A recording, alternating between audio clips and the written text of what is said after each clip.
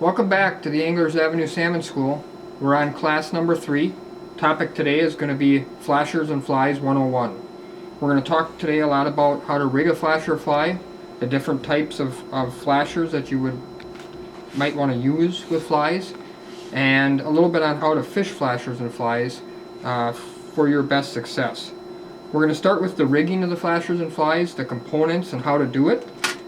I've cut off here a chunk of 50-pound fluorocarbon. That's one of the real key components. You want to use fluorocarbon line for sure, not monofilament, fluorocarbon line when you're rigging up your flashers and flies. The main reason you want to use fluorocarbon is because of the action. It's a stiffer line than mono, so it gives the fly much more action. Secondary, I like to use fluorocarbon on anything that the fish actually puts in his mouth. And the reason is fluorocarbon is much more abrasion resistant than monofilament.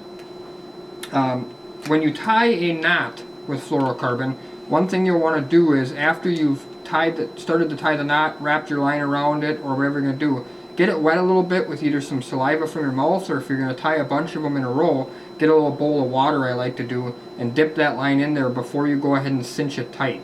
You'll avoid getting any sort of frays from the heat that pulling it tight creates if you get it wet a little bit. So keep that in mind. One of the things I like to do that I think is a lot different than the manufacturers out there and also a lot of the fishermen is I don't get too crazy in bead colors. I actually prefer a clear UV bead, and I'm going to string this up. You can see these beads, they're 8 millimeter. I use 4 of them on a fly rig. You can see they're just plain clear. We sell these beads. They also come with one of the brands of flies that we sell. And as I said, I don't like to get crazy in the colors of beads because I don't want to take away from the fly skirt. You pick a fly color for a specific reason, and I think you want that to be the highlight. You don't want the beads inside of the skirt to stand out and be the highlight. So you can see how clear this is. Just plain clear beads. I'm going to run outside real quick, bear with me, and I'm going to show you what these do in the sunlight.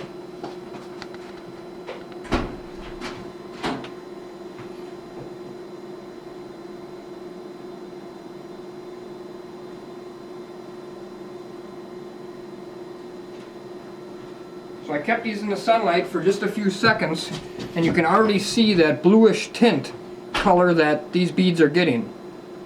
If I would have left these out in the sunlight for, 4, 5, 6 minutes, you will see a very bright blue tint. So it's a little hard to see on the camera, but believe me, if you have purchased any of these before or if you haven't, these will turn extremely bright blue out in the sunlight.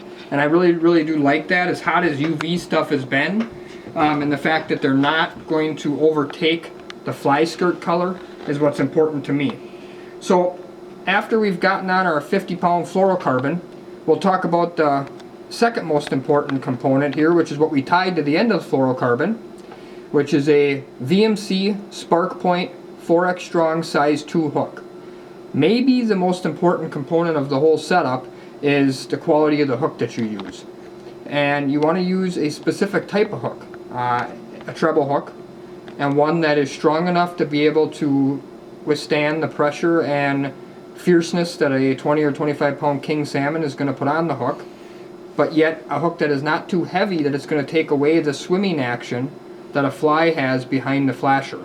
So a guy will say, well, why wouldn't you use a 1 or a 1/0 or something like that? Because we found when we go too big with the hook, then it'll take away from the action that you're getting behind the flasher and fly. The action that you're getting of the fly behind the flasher. So over the years, in testing all the hook brands out there, I've tested just about every one of them. There is quite a few different ones that will work. My personal preference is the VMC Spark Point size 2 4X Strong. And that's what we got tied to this 50-pound fluorocarbon line. Here at the store we sell Andy fluorocarbon, Cigar fluorocarbon, Blood Run fluorocarbon. All of those brands are very good brands and make a quality line, whatever your personal preference is. We've then stacked our 4 size 8 millimeter beads on there. Now we're ready to put our fly on. We sell 3 brands of flies here at the store every day. This particular one is a salmon candy, which is our store brand. We also sell a lot of atomic flies, which are made over in New York on Lake Ontario. And we also sell a lot of Rapture flies, which are made over in Michigan on Lake Michigan.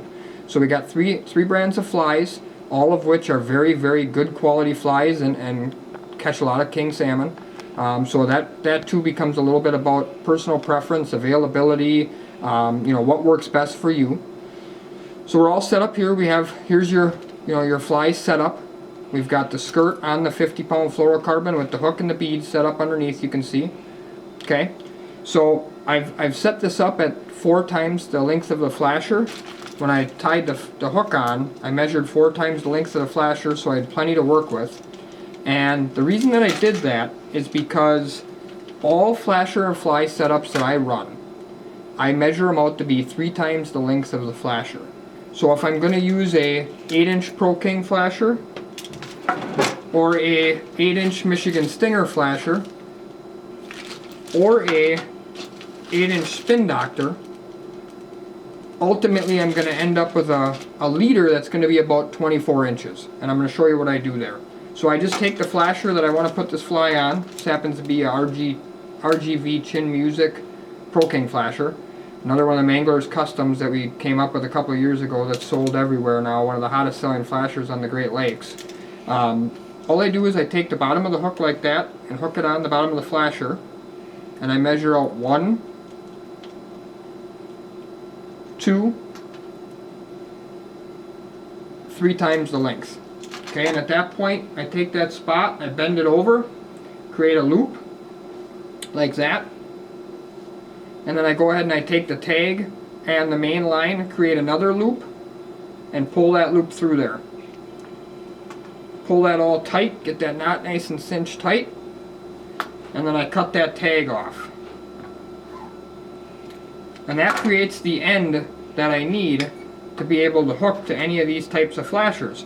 One of the tricks I like to do with flashers and flies, and I also do this with dodgers and flies for cohos, is I take this loop now and I double it over and basically create rabbit ears, and then I put those rabbit ears together, creating like a double safety so that the fish cannot pull, by shaking his head, my fly off of one of them corkscrew swivels which a lot of the manufacturers put on the bottom of their flasher.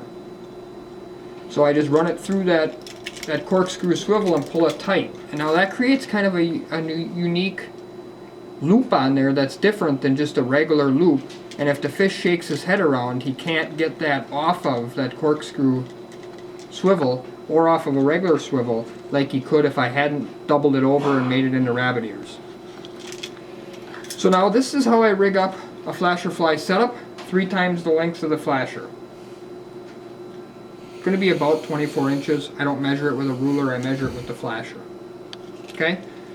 Let's talk about the different types of flashers that we use. So the most common flasher that's used every day on Lake Ontario and Lake Michigan is going to be the 8-inch flasher, which is the one I mentioned before. The popular brands we sell in the store is the Pro King 8-inch flashers, Michigan Stinger 8-inch flashers, which are done on a Pro Troll blade. We also sell the regular Pro Troll colors in the 8-inch Pro Chip flasher that have the E-chip on them, which we do real well with those. And then the famous Spin Doctor, which is big time popular on both Lake Ontario and Lake Michigan, has a unique action in comparison to these other two. And all of those in the 8-inch model are going to be the most popular. From about middle of May on through all of June and part of July, I'm going to use primarily 8-inch flashers. When the water is cold, below 60 degrees, less than 60 degrees, where the fish are at, I prefer the 8-inch flasher. I think it's less aggressive, less intrusive to the fish, and I believe the fish will key in on these 8-inch flashers a lot better than they will the bigger stuff. Once we get into July and the water starts to warm up into that upper 50s, low 60s range where the fish are, then we start to bump up our flasher size. And we got 4 options here that I want to talk about for that. Probably the most common big flasher is what they call an 11-inch paddle. There's multiple brands out there. This is a Dreamweaver 11-inch paddle in one of the most popular colors, Dreamcatcher. Basically, that's a non-finned flasher. That's why they call it a paddle. It's 11 inches long. Some guys call it a skateboard. It's very, very popular for fishing, I would say, 80 foot or deeper with your rods. So like on a downrigger, down 100, down 80, down 90, on a dip sea way out, you know, maybe 200-300 feet of line out to get it down 100. Or on maybe a really deep copper, like a 300 or a 450 or a 600 copper. This is a great item. And guys would say, well, why would you want to run this so deep? My thought has always been, when you put something way down deep, we call it in the basement, way down deep, you want a bigger device to rotate and create a lot of stir down there by itself, maybe only one or two other baits way down that deep, to draw the fish in from a long ways. If you got a bait down 40 feet, you know, there's a lot of action there to draw the fish in. You're not real far underneath the surface. There's probably going to be a lot of noise and other things going on to draw the fish in with. Your boat noise, your gear. When you put a rod down 80 to 100 feet, I believe there's not a lot of other noises and things going on down there. So having a little bigger device to draw them in, flasher being, to draw them in from a longer distance away, I think will give you an advantage. One of the other flashers that's used a lot, especially on Lake Michigan, and I think it's gaining popularity on Lake Ontario, is the 10-inch Spin Doctor. And the 10-inch Spin Doctor has been around for quite a while now. It's kind of been known primarily as a meat flasher, but I've done very well on this when the water gets warm on a dip sea diver or a wire diver with a fly. So obviously, if I measured this 10 inches, if I measured my fly 3 times the length, which is what I would do, it'd be about 30 inches long. I would rig this one 3 times the length. It's going to be about 33 inches long. Guys are going to ask me, before I move on to the next type of flasher, guys are going to say, well, why do you do the 3 inches or 3 times the length? I believe wholeheartedly in consistency. One of the things I learned in the mid-2000s when I started running a lot of flashers, 6, 7, 8, 9, 10 at a time, like we do now all the time, is that we did a lot of chasing our leaders. What I mean by that is, one guy would tell us he's getting them on a 21-inch leader, the next guy would say he's getting them on a 27-inch leader, and what we found we did is we ended up cutting up a lot of fluorocarbon, we were retying a lot, and we didn't get a lot of flies and flasher combinations working and consistent. So what I've developed and kind of worked on my whole life is a length of fly leader, about 24 inches for an 8-inch, about 33 for an 11-inch, that I run all the time. And that way, all I do is adjust my throttles to get the action on the fly that I want. And I'll give you a good example of this, so stick with me if you can here. So I have a 24-inch flasher, and I'm out fishing today and I'm going 2.0 miles an hour. Okay, so I'm going 2 miles an hour with a 24-inch flasher. The basics of flasher leaders is, the longer the leader, the less action you have on the fly. The shorter the leader, the more action you have on the fly.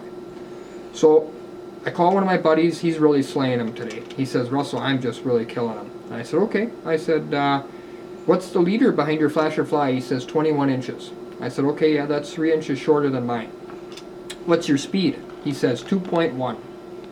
I say, okay, well, number one, he's going 0.1 mile an hour faster than me. Number two, he's got a shorter leader, so he's got more action to begin with. So I would probably adjust my throttles to about 2.3 or 2.4 miles an hour. Because my 2.3 or 2.4 miles an hour with a 24-inch leader is going to be a lot like his 2.1 miles an hour with a 21-inch leader. You see what I'm saying? I'm going to have to kick up the speed faster than he is to get my flies to act the same as his flies. And you'd say, well, why wouldn't you just change them? Well, the problem is it's Saturday. My buddy whacked him with that 21-inch lead. Sunday comes, and another one of my buddies called me, and they're doing real good on 27-inch leads. Are you going to cut all your leaders again now and change them all over to 27? I would be happy to sell you a bunch of fluorocarbon and have you do that, but I've found that you'll be more successful if you don't. If you find one leader length and adjust your throttles.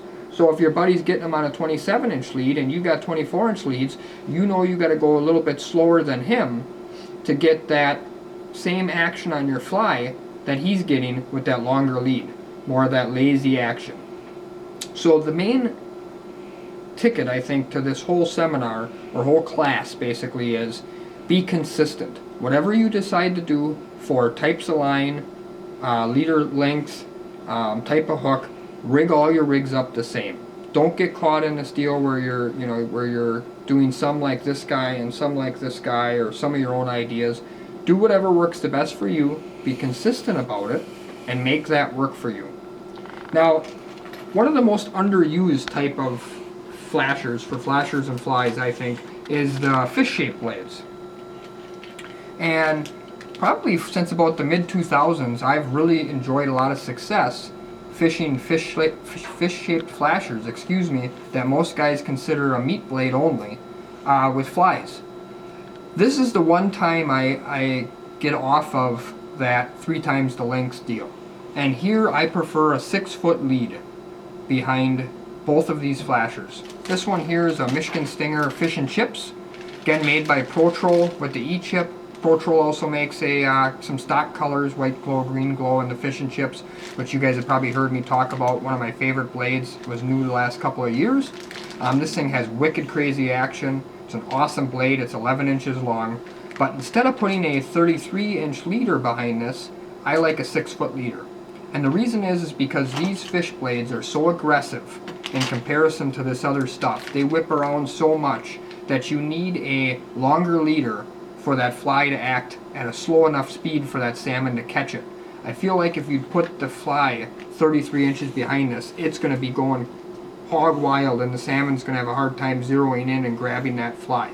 So I've done my best over the years with a 6-foot leader behind this. And this is a great item, again, if you're fishing deep and if you're looking for big fish.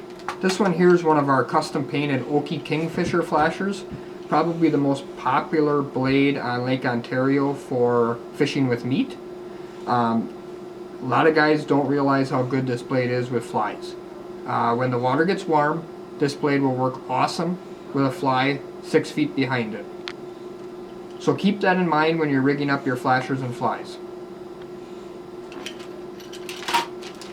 That's all for today, guys. That's class number 3. If you have any questions, feel free to check us out on our Facebook page on this video. You can ask them there. Otherwise, you can ask them on our YouTube page.